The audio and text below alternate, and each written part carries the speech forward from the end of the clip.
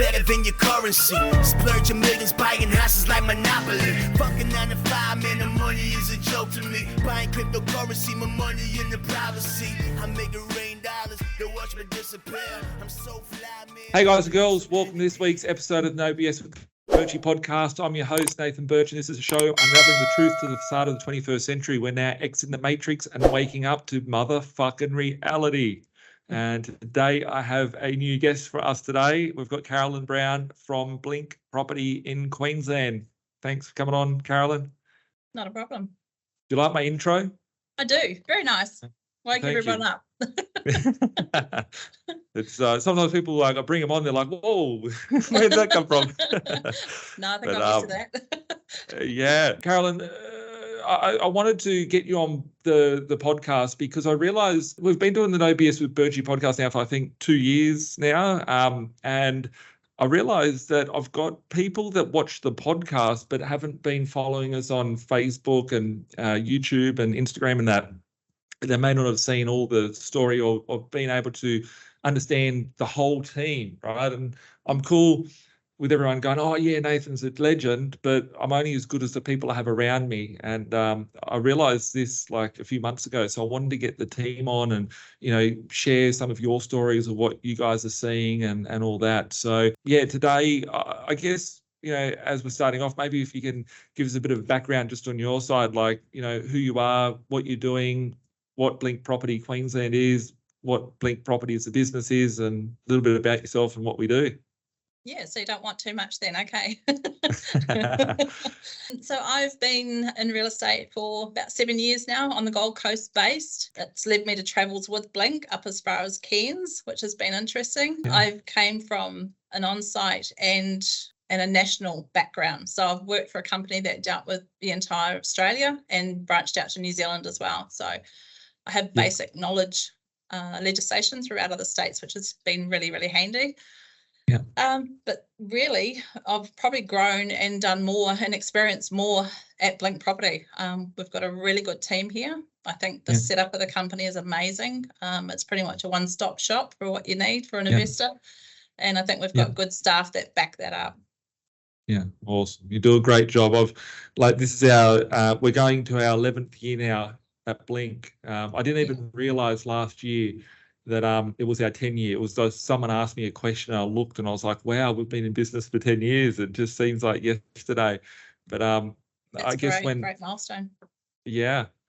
So thanks for all that you do, Karolyn. Like it's the reason why I guess I started Blink going back 10, 11 years ago is that I'd experienced throughout my property journey, you know, good property managers and really bad property managers, and some are pro tenant and some are pro landlord. And as an investor, the investor employs the real estate office or the property manager to do the work to get them the best sort of outcome. And I find that there's a lot of a second-rate sort of service out there and very pro tenant rather than pro landlord. And I got the shits with you know, just dealing with the bad property managers, and I built the business. And then I guess over the years I've seen, you know, there's a lot, like I never had the grey hair when I first started the business, right? And it's I've grown with the business, and we need to have the right processes and procedures in place to help out investors. And I guess one of the things that I want to chat about today is, I guess, the processes that we have in place, the procedures that we have in place, and you're very process-driven and procedure-driven. I know that throughout what you do, and that's why everyone has raving things to say about you and the team. So as an investor, like I had to do a video earlier just about on-site managers versus real estate agents, and I won't go into that because people can watch that video separately, right? Yeah. But when we put up our rents, like in a normal real estate sense, I see that real estate office, like if someone puts the rent up by $10, right, the tenant gets the shits. They come in and they say, well, why has my rent gone up? And it's a confronting conversation.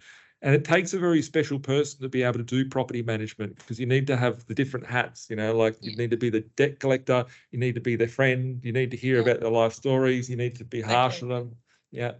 And a lot of property managers will just be like, well, no, let's not put the rent up, because the $10 creates another problem for the property manager's day.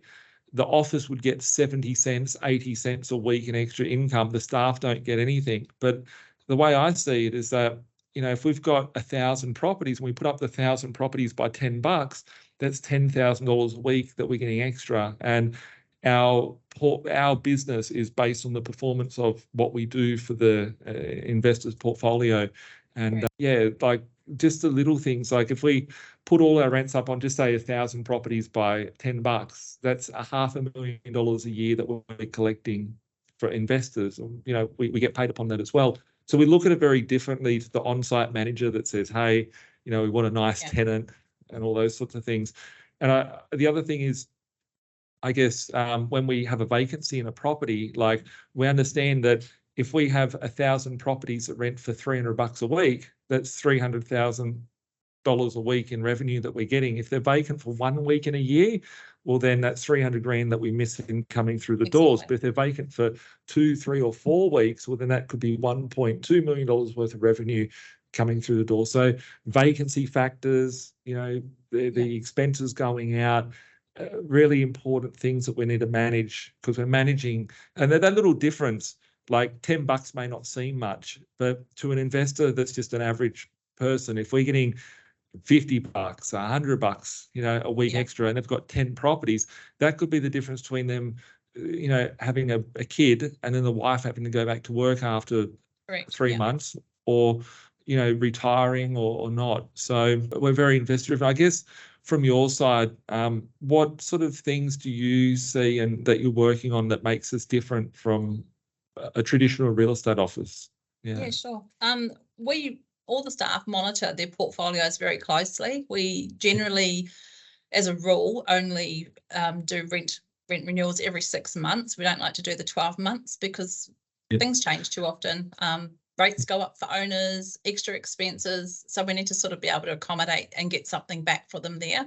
Also, we know we're different from other real estate companies. We're not the same where the owners just have 1 or 2 properties and they're happy just to sit on them for retirement. Most of our owners are on a financial journey. They want to create the wealth that they've been told or what they expect. And so we try and maximise their income the best we can.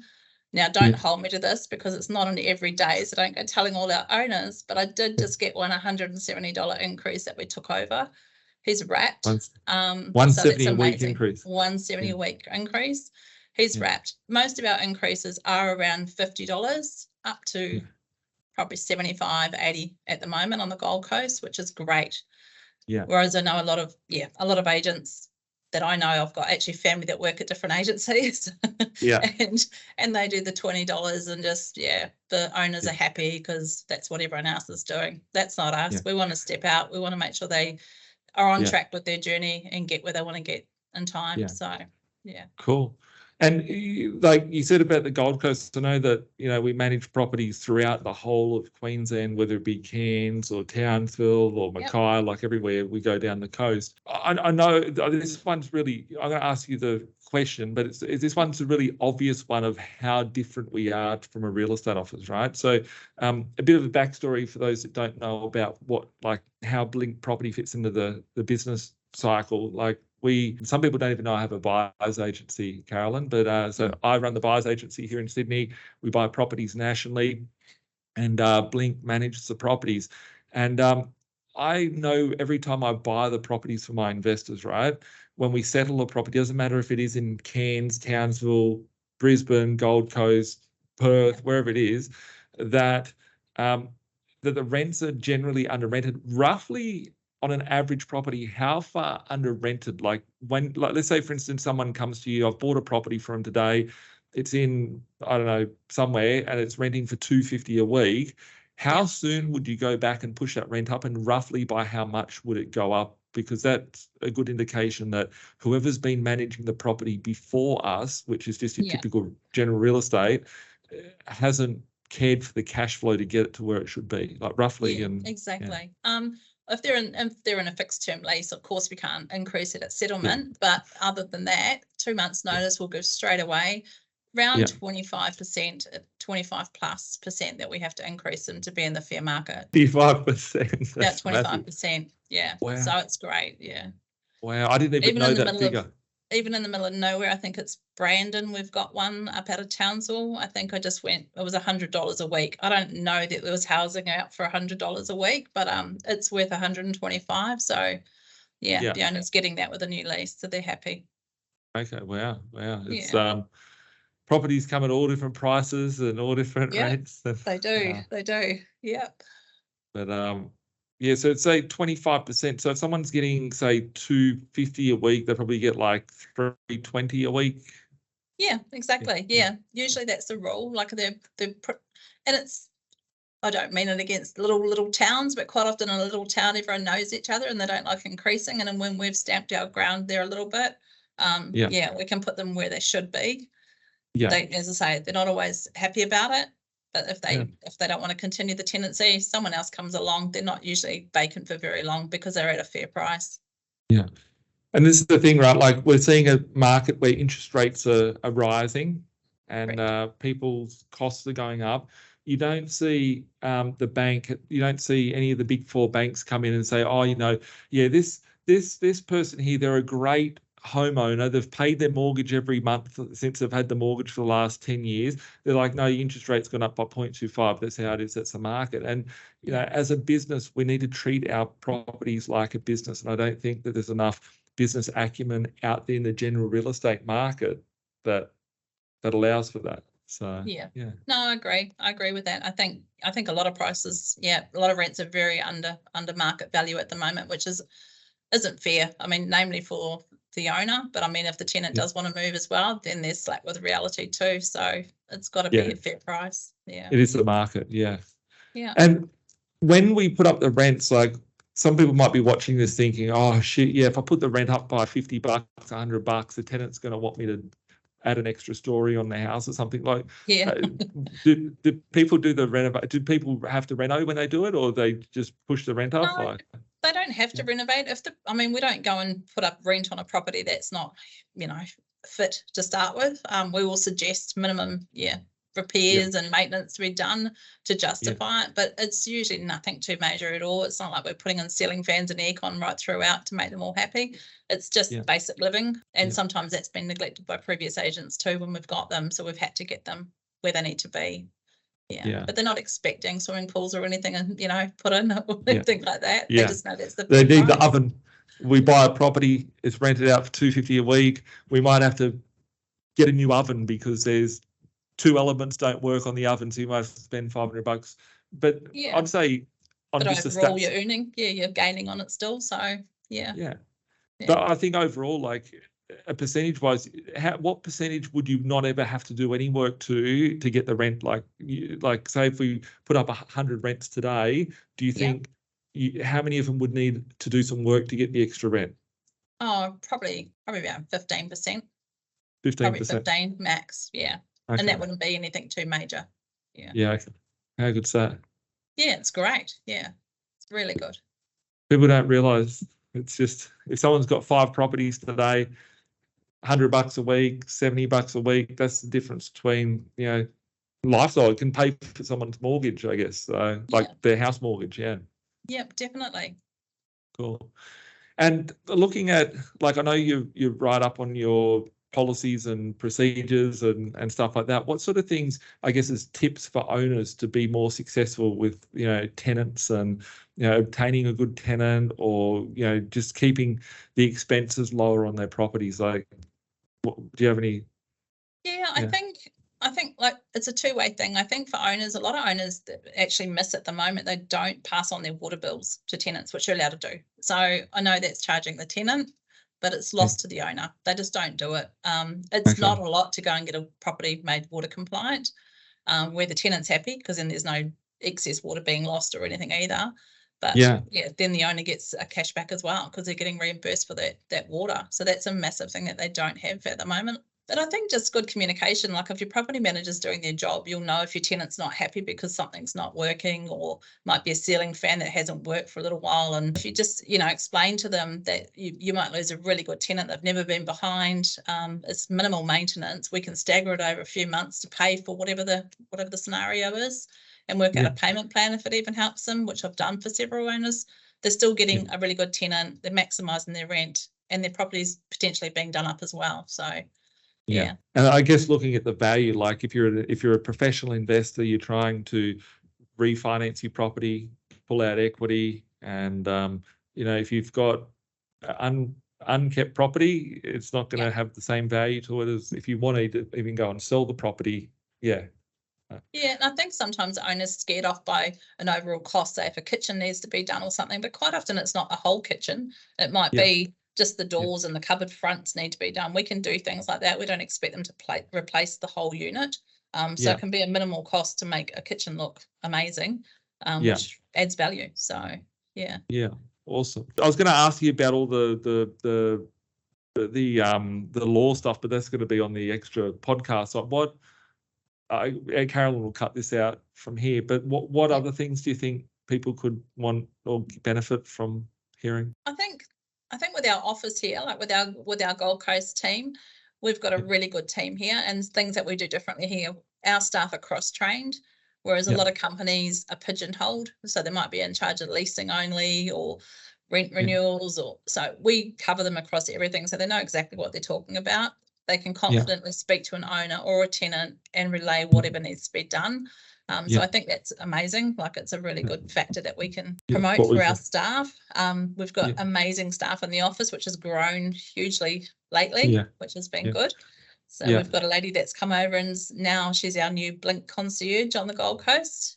Comes from a sales background where she had street records for sales, which is, keep that in mind. So, but yeah, we've just got a really good bunch here that are really hungry for the real estate, which is great. And they're doing, they're in touch with their owners all the time, always speaking to them and letting them know what's going on. So communication's always been key. And it's really being enforced at the moment, which is great. And I've realized over the years, the last 11 years of running the business, that the key is having the right staff and the right team and getting those great people. And in the industry that's out there, property management is often the back end of the real estate office. It's like it's the rubbish part of the real estate office. It's like, the unappreciated part. The underappreciated part. But as an investor, like I wanted to see that as the front thing. So like I guess at Blink we are purely property management. We have introduced sales, but that's a very small part of what we do. It's just sometimes, people will want to sell a property so we can sell their properties, but our prime business is that we're property management through a property management firm to increase the owner's outcome. So very, very, very good on that front. So Karolyn, also there's lots of real estate offices out there that offers the property management. Like we've got a great team that do it. What are some of the things that you've seen that are shockers out there that real estate agents have done, and what sort of things and processes do we have in place to minimize the risk for owners on their portfolio? One I've seen, which I personally dealt with not long ago, is a legislation breach where an agency tried to increase a person's rent, not knowing the law, within four weeks' time, right at Christmas, for a tenant. Had them in tears, new young family. They rang me because I knew of this person, rang for some advice, and I said to them, they're breaching law, gave them all the information that they needed and helped them out massively. Our staff are cross-trained every Friday. We have training on legislation, anything new that comes through. We do a Zoom meeting with our staff, which are regional, so right up as far as Cairns. They're all online. We have chats about it. Make sure everyone knows exactly what's going on, because things are always changing. So if they don't keep on top of it and know exactly what is what at the time, they can potentially put the company in liability. And not only that, it's massive compensation back for the owner if they've been paid rent that they shouldn't have been paid. We've got to pay it all back. So we just need to make sure that they are across everything and know what they're doing. And I guess also I find it funny because here in our head office, I had to get lawyers years ago, right? So I wanted to make sure as a business, as we grow, we've got lots of layers of protection in the back end of the business where we can consult to, and you're looking after the whole Queensland, and the knowledge that you have, the legislation, none of the owners are getting sued, right? There's no every tenant out there is trying to find a way to Oh, they outsmart are. them. Yeah. Yeah. I want to get the rent back. I want to get this. I want to get that. And it's like, Compensation because the tap dripped and But I mean, it doesn't even get to the owner's point because they're just not. It's not something they need to be worried about because we're all over it. So yeah. Cool. And it's very important as an owner because you don't want to. I think when a lot of people go and buy property, they may even fear buying property because someone might be sitting here today watching our podcast and be like, okay, I've listened to Karolyn Brown from up in Queensland and she's told me, these are things you can do to minimize risk. I think a lot of people may not even get into property investing to start off with because they fear, managing it. What happens if the tenant trashes a place? What happens if the expenses run up and all those sorts of things? Like, what happens on that front? Like, how would we minimize the risk for a tenant trashing a place and stuff like that? What sort of things can we do? Like, apart from all the obvious, like we screen the tenants and get all the reference checks and all that. What sort of Yeah, well, you do that. You just say the obvious things, but I mean, you have to make sure you do your routines every 16 weeks, which gives us a good guide of how a property is being kept. And even though there's still tricks that you can see that things are going wrong and they don't realize that they might have vacuumed and mopped and everything else, but usually there's telltale signs about there might be a little punch hole in a wall or something, so something's going on. And the staff have pointed out how to pick things like that up. So they might go and send it. We've got a couple of maintenance boys around that we actually send to a home every now and then for that reason, and just ask them to do a follow-up in a couple of weeks and say they're up there to just check on something else to do with maintenance related. We issue the notices and do everything correctly, and they're just there checking something for our point of view. But it just gives us another insight. They don't know that they're going to come and report back to us, and we know what's going on. And then we issue our notices as per legislation, so we can make sure that if it gets to an insurance claim, that we've got everything ticked and we're right to go. So And some real estate offices, you can see that I've seen it, just like some offices that are blown up, like they just have endless sea of problems because they haven't been proactive keeping on top of maintenance. They haven't been keeping on top of their inspections. They haven't been keeping on top of just poor management, I guess. And I think routines lets a lot of offices down. They just don't go and do them, which is a major for an owner. I mean, we can ring and say, your rent's come in, yippee, you're all happy there, and the tenant seems fine. But if you don't go and visit the property, you have no idea what's going on. So it's really, really important. I guess on that front, like if someone does have a house and for some, like I remember having one years ago and, it's a very good area, like a very affluent area. The people separated, the chick got a new boyfriend, drinking, smoking, whatever. The place got a bit rough. They were good tenants turned bad. And I guess like if something was to go wrong and there was a trash or a damage to a property, like quite often you bring a property over and you see, tenants done some damage, insurance policies in place. As long as everything's in place and you've done, as I say, you've done your routines, you've done everything right. There's no, still get kicked back and get pushed back all the time from insurance companies. I started one recently, got major pushback about it, and we started off at $21,000 as a settlement, and we ended up at $75,000. So the owner still hasn't given me that Google review I'm waiting for. But well, if he's watching or she's watching, they need to give the Google review. Definitely. But that was comes down to having good procedures in place. We had everything there, so there was no way that they could push back. So you're doing your job right. Got that owner an extra $50,000 roughly in their insurance claim. 75 grand, like I could build a house for 75K, right? Like I reckon he could have rebought the house that he bought all those years ago back in Logan. Wow. 75K. So that's, if you are, sort of wise and you do have all the checks in place, you do have all your positions in place. I remember once a house of mine burnt down and I walked past one of my staff. I was like, tell me, is the insurance policy paid? And I was like, it's just out of like fear. And it's like, yes, your insurance policy was paid. And then I walked back and I walked past them and I gave them a high five. I was like, I'm going to go back to my desk. That was a great day, right? I think I bought the house for like 500 grand.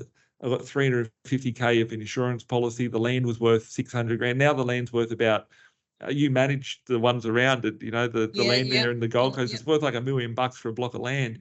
Yeah. And the insurance, if you have everything in check, you have everything done right. And I actually had a property that this is why I started pushing Blink out into all areas to be in everybody's neighborhood.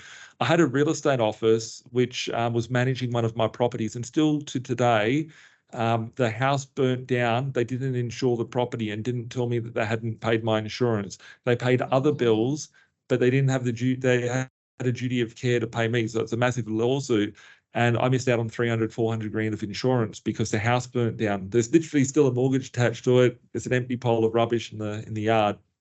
And yeah, I've seen the good and the bad. I've had that over the years, and it's important as an investor that you have confidence. Yeah, it is. And I still have a couple of owners that are a little bit old school, I think, that don't want insurance. Unfortunately, one of them just had a bit of a downfall with that recently, and said to me they just couldn't afford it. And I said, well, it was $300 for the year. Yeah. And your bill's a lot more. So, and he said, oh, yeah, I should have taken it. And I said, we pushed, sent him everything. He just didn't want it. Wow. Now he's taken the policy out. But yeah. It's better to be a month too early than a minute too late for these things. Definitely. Yeah. So, well, as an investor, I think if anyone, for the $300 just for the landlord component of the insurance, at least, if anyone has a property that don't have landlord insurance, whether it be $200, $300, $400, $500 a year, it's silly if you do that, if you don't have that and you're running your property. So definitely. Yeah. It's as soon as we get the property, we make sure it's got that. And if they don't want to have any insurance on it, we make them sign a disclosure, because we just don't want to be liable for it down the track because I've forgotten, or it's a blame game or whatever. It's against our judgment not to have it. So So all those little things, like, I'm sure people will be watching this this podcast and be like, I don't have insurance, but my agent hasn't got me to sign a disclosure statement to say that they won't come back. And that's the thing that is very important, because whether it's on your side or the tenancy side, we're protecting the owners from getting sued, their liability of definitely. So, whether it be NCAT, QCAT, or wherever the property's based, whatever state it is, you don't want to be going to tribunals because the tenant's trying to no, not at all. And it screws up your day too, because you have to go and face all this crap if you have to get dragged in there. Yeah, and they're never fun. Yeah. Cool. All right, Karolyn. Well, thanks a lot for your time today. There's another podcast I want to do with you shortly, which will be about all the things for people to watch out for, and protecting himself as an investor. So if you do like today's podcast, smash up a like, share it with your friends, and make sure to reach out to us and bring your property over to Karolyn to see if we can review your rent. Maybe Karolyn get you 25% extra rent. People always say to us, like, oh, Nathan, but what do you charge as management fees, right? Like, I hear those things, and it's like, we charge very much what a normal real estate agent would charge. There's no extra, like, from what we charge. We just, if you own a property and you've got it with a local real estate agent, or if you own a property and you have Blink manage it, it's going to work out in the wash, similar sort of rent, similar sort of management fee.